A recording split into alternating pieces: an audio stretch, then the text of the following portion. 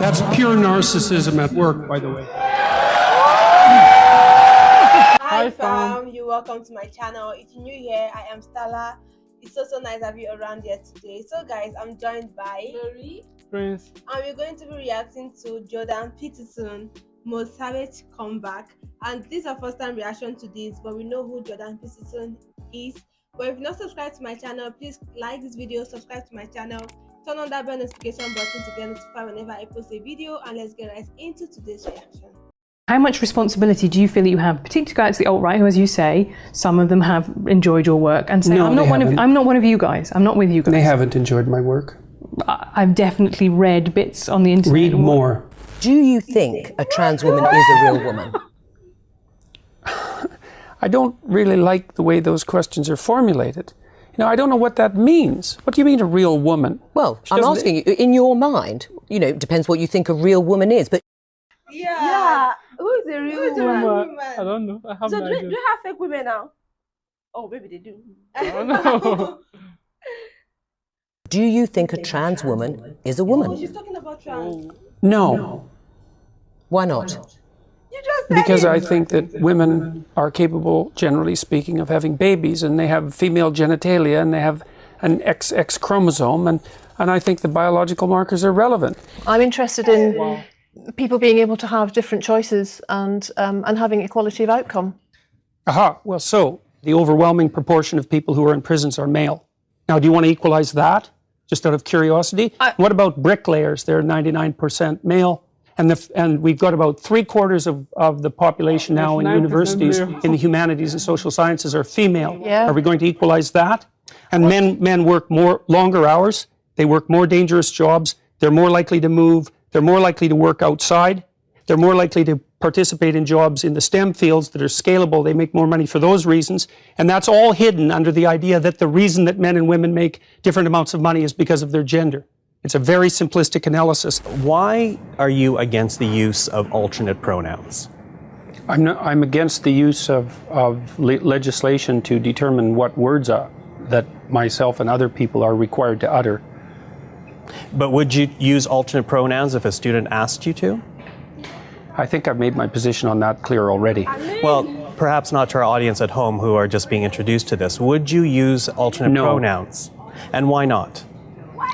Because I don't believe that other people have the right to determine what language I use, especially when it's backed by punitive legislation.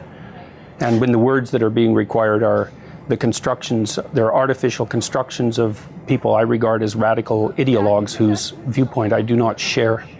Until women got full legal rights, they could own property for themselves, they could work. Essentially, they were owned. They were first owned by their fathers and then by their husbands. Status to the domination by men. You already said that you thought that what emancipated women primarily in the 20th century was technological revolution. No, not primarily, but that's one of two. I think that's two things. Not primarily, eh? No, you don't think the pill was a primary force in the emancipation of women? I think or the invention of tampons, let's say, or the provision of proper sanitary facilities, toilets, and that sort of thing.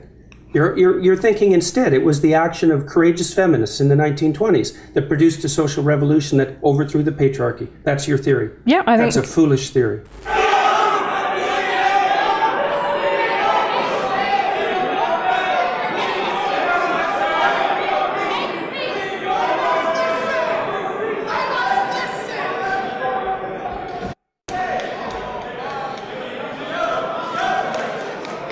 That's pure narcissism at work, by the way.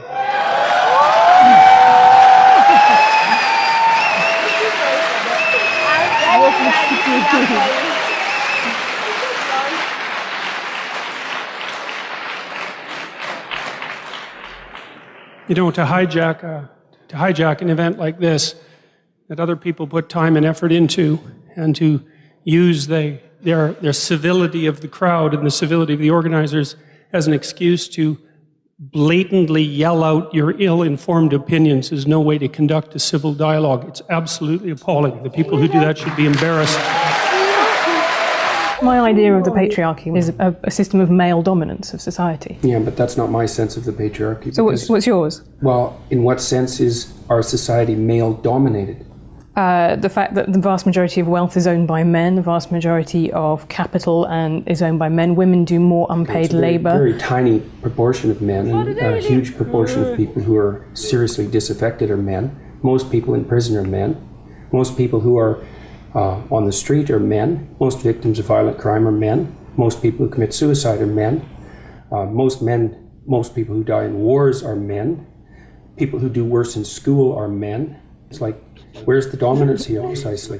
What you're doing is you're taking a tiny substrata of hyper-successful men and using that to represent the entire structure of Western society. There's nothing about that that's vaguely appropriate. But I could say equally well that most rape victims are women. Terrible things happen to people of both sexes. And you could say that with perfect utility, but that doesn't provide any evidence for the existence of a male-dominated patriarchy. I would say that anybody with more than a cursory knowledge of 20th century history who dares to claim simultaneously that they have compassion for the downtrodden and that they're Marxists are revealing either an ignorance of history that's so astounding that it's actually a form of miracle, or a kind of malevolence that's so reprehensible that it's almost unspeakable. Because we already ran the equity experiment over the course of the 20th century, and we already know what the Marxist doctrines have done for oppressed people all around the world, and the answer to that mostly was imprison them, enslave them, work them to death, or execute them. And as far as I can tell, that's not precisely commensurate with any message of compassion. Sorry, tried that, didn't work. We got 100 million corpses to prove it, and that's plenty for me. And if it's not enough for you, well then you should do some serious thinking either about your historical knowledge or about your moral character. Question for Professor Peterson. Why do you feel that someone's personal gender identity and pronouns infringes your free speech? Can one not also argue, based on your interpretation, that professors can use racial slurs in their classroom and that the inability to do so would violate their freedom of speech? There's a difference between saying that there's something you can't say and saying that there are things that you have to say. And I regard these made-up pronouns, all of them, as the neologisms of radical PC authoritarians. Do you understand that? And I'm not a fan of that sort of person. And the reason I'm not a fan of that sort of person is because I've done my homework. I've read everything I can get my hands on in the development of authoritarian political systems, and I know the literature inside out and backwards. And I am not going to be a mouthpiece for language that I detest. And that's that. This whole patriarchy thing, I think you have no idea how pernicious and dangerous it is. Well, no, I don't. I really don't. Go on. Throughout history have fundamentally cooperated to push back against the absolute catastrophe of existence.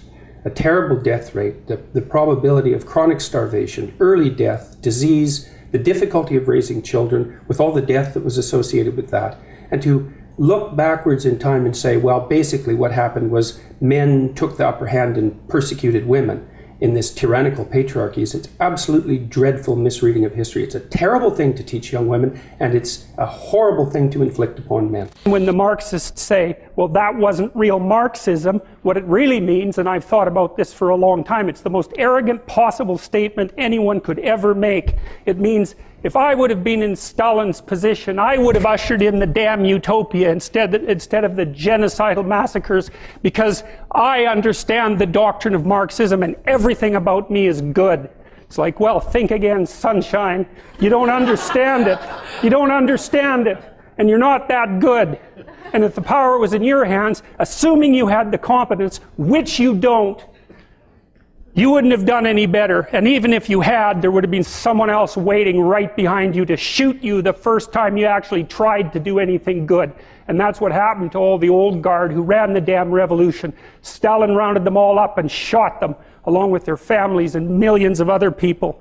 So even if you do happen to be that avatar of moral purity that you claim implicitly, the probability that you'd get to act out your goodness in relationship to those possessed by your ideology is zero. Is being sensitive to offence such a problem, though? Like, we would have previously called that manners. It's a terrible problem. So imagine you, okay, so the rule is you can't offend anyone, all right? Let's say you're speaking to one person, I can't offend you. All right, fair enough. What if I'm speaking to 10 people? Do I get to offend 1 in 10? How about 1 in 100? How about 1 in 1,000?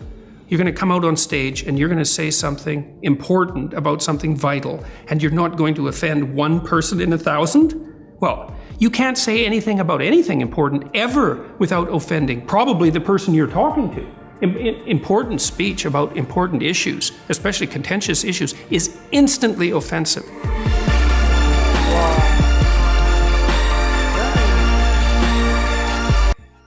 Wow, that guy is wise.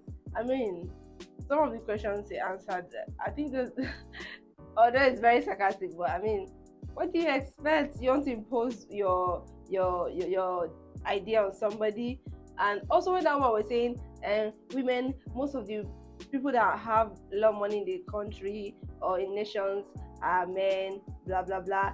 I don't think I've ever heard of a law, a bill that says that women should not have certain amount of money. No. So they should redefine this whole feminism thing. Let's know what we are looking for or fighting for. Because at the end of the day, right, the men that are very poor.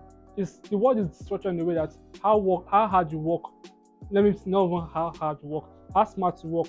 That's how much income you get. So if a woman should work very hard and very smart, she will get that much income. And nobody's stopping that. Nobody's stopping it. And women, making I know, it. right? The way they say these things as if we are back in the I feel like 80s. I feel like it's those people that have little mentality that stick to things because they're obviously not doing it. Because if you say women are not making money and you're a woman, so you say you're not making money. So that's fact. That's to say that person is not making money. A woman that is making money won't come out or won't even have the time to be making this kind of protests to say. Some of them they do that dumbly, actually. Yeah, because with the way feminism is going, like some of us were trying to understand what it is. To understand what it is. I mean, know feminism to be these days is different. What they started it off as, what they were fighting for then was valid, but now I really don't know what. But I think what they were fighting for, it's already everybody have it right now. And you can go anywhere, you can walk anywhere.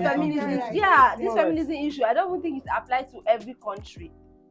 Even in a country, it does not apply to every state. Like when you come to Nigeria now, our country, right? There are some states you need to take this feminism to, and there are some topics that are peculiar. You teach them. They're not every topic general, because I mean, some of these things have been resolved over the years. That's true. Even in some countries, female are president, like 9 different countries, if I could remember clearly based on my research some days back and all. Jordan Peterson answer all questions logically and he's so sarcastic and he's a very intelligent man at that. And thank you guys so much for watching to this time. Do not forget to like, subscribe to my channel, recommend other Jordan Peterson speeches to us. We love to listen to them. And see you guys on my next one. Bye bye guys. Bye.